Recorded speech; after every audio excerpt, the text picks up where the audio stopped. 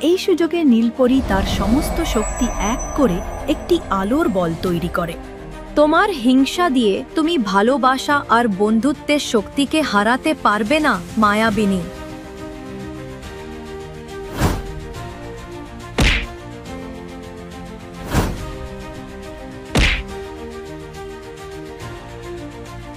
আমি আবার আসব।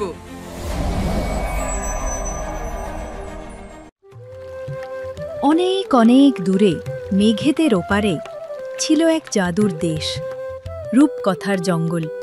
সেই জঙ্গলের রক্ষাকর্ত্রী ছিল মিষ্টি নীলপরি। তার হাসিতেই জঙ্গলের সব ফুল ফুটে উঠত।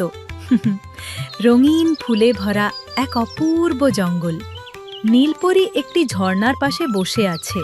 তার পাশে রাজকুমারী অনন্যা এবং কাঁধে বসে আছে টুনি